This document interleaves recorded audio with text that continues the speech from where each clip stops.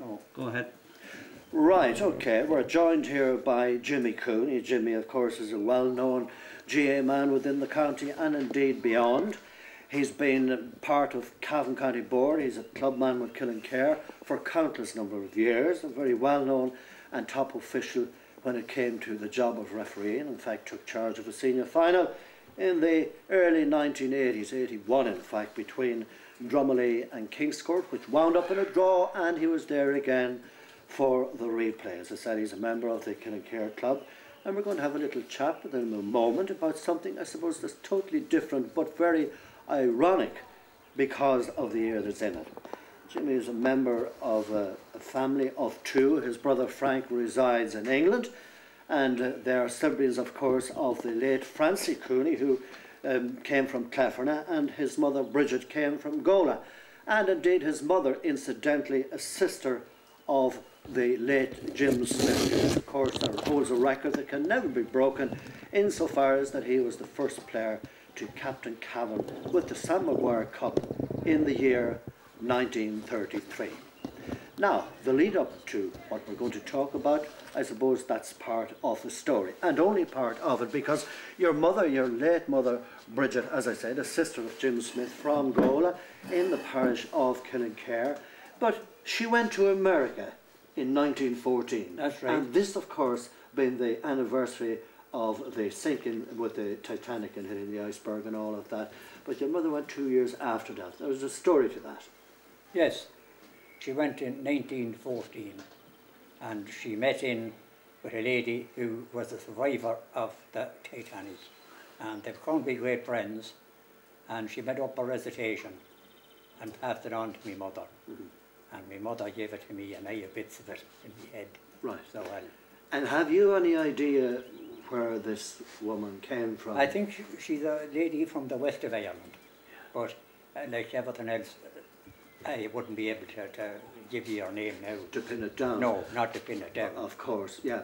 Now, you told me sometime before that this lady, obviously there was a huge loss of life there, and that was it something like 1,500 people, but there were also a number of survivors, and very obviously this lady was one of those. How did she describe to your mother and others how she survived? Well, I started for the... Well, if you can maybe give us the gist.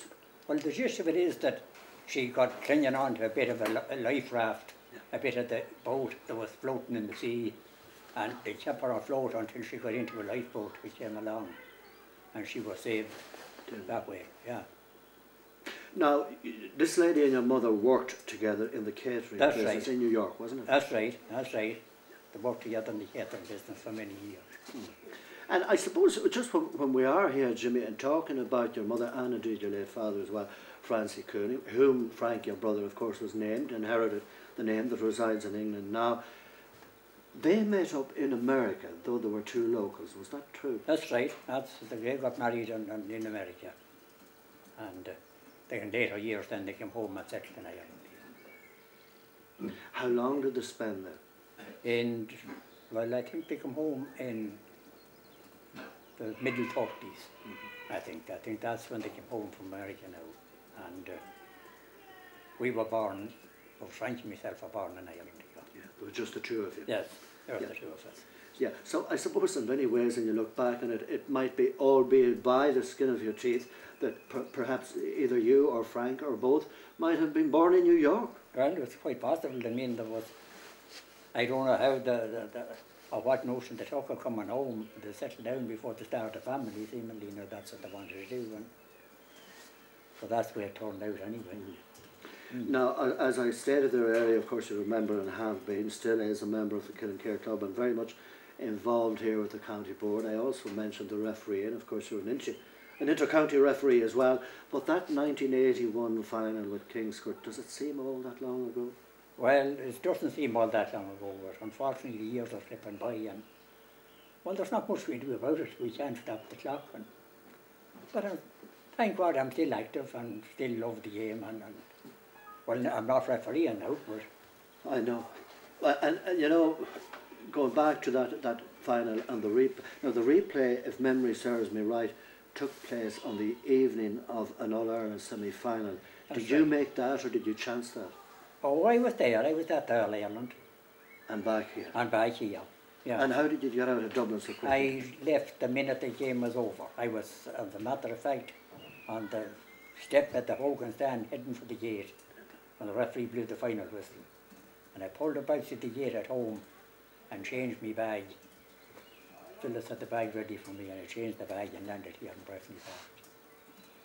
I was after refereeing the Ireland Sevens the day before in Kilmacud broke. It was a bit of a gamble or a chance, wasn't I it? was gambling a chance, but there wasn't traffic it is now at the same time. You know? Of course, of course. No. Of course. Now, where, down the years, you know, when we do talk to you, down the years, were you proud without being prejudiced that your Uncle Jim was the man that led Cavan in that 33 final against Galway? It was a great honour for him, you know, and it was a great honour for the Smith family as well, you know, because he was after playing a lot of football, you know, and they were after having a lot of disappointments, and, you know, it was great to be the first Ulster man to bring the Sam Maguire, you know, across the border, you know, into Ulster. And because of the nature of his job, being a policeman, he didn't play all that much, if any, with his local club. No, because he never was at home. He was always away, you know, and in different stations, different places all around, different parts of Ireland, you know, but he always come back and played with Cavan, you know, and he played for a long number of years. Mm. Now, back to the boat business, and as you say, it's ironic, obviously this year being the 100th year, the anniversary, with the sinking of the Titanic. Was it April the 14th in 1912? When you became of age, so to speak, in your early years, did your parents, particularly your mother, talk much about her experience and what she had heard from this woman who was on the boat? Yeah, well, you see, they were such great friends, you know, and she was always talking about her, you know, and silly me that I'm not able to give you her name, the lady's name, you know, but I just wouldn't have it, you know. But no, she always told me about this recitation that she gave her, you know. She made it up and gave it to her, you know. And she passed it on to me. And seeing that it's coming to the 100 years now, you know, I think I'll give it to you now, and you can do it. You're going to give it a blast, because it's unique insofar as that what we certainly, that I know of, would have heard it before. But it is unique. It's also quite touching and sad in many areas. Well, it's the true version of what happened, you know, it's the true story, you know. So it's the sinking of the Titanic from the lady in Longford that was good friends with Bridget Smith Cooney from Gola and all of that type of thing. So you're going to give us what you know of it. What I know of it, okay. I'll just have to bear with me for it. No problem. It was on the 12th of April from Queenston we set sail. Wind was blowing westerly, a sweet and pleasant gale. Our captain says, "Good morning, boys, the wind is blowing fair. We shall sail for New York City, and in 5 days we'll be there." When starting on that journey, we were a happy throng, who either told a pleasant tale, or sang a stirring song. For round old Ireland shores there was cause for to bewail of the vanished sons and daughters of the dear old Grania Whale. Now our loss has brought keen anguish to every one indeed, for passengers and crew were of every class and creed. We had on board some mighty ones, it was a maiden trip, some blessed with millions sterling, while more than scanty shares, for she brought unto our bottom some 40 millionaires. And yet when we were 3 days sailing, our captain says to me that this is the finest vessel that ever went to sea. And although he was as proud of her as the monarch of his crown, it little he thought next morning that the bottom she'd go down. And yet the truth I must confess, now all this loss indeed might well have been avoided if we travelled half at speed. Our captain got a message from a ship then passing by to keep look out for icebergs which then were coming nigh. Our captain took no notice, but dashed along full steam, and although he feared no danger, of disaster he did not dream. For we were rushing headlong till 11 that very night, when the vessel struck the iceberg and caused a dreadful fright. Our bow was badly torn, our sides were split in two, But then she started leaking in spite of what Jill could do. There came a message over the airwaves to lower the lifeboats and send the women on. It was then the people rushed on deck, not knowing where to flee, and some in their frantic fits leaped out into the sea. And I was off that frantic crowd who paddled side by side, and with a glance I saw our captain when he quivered, groaned and died. I gravelled to a piece of raft, 'twas floating in the sea. 'Twas a free gift from Almighty God, and a welcome out to me. Since now I am in failing health, since now I want to say, the Lord have mercy on the souls that perished on that day. That's it.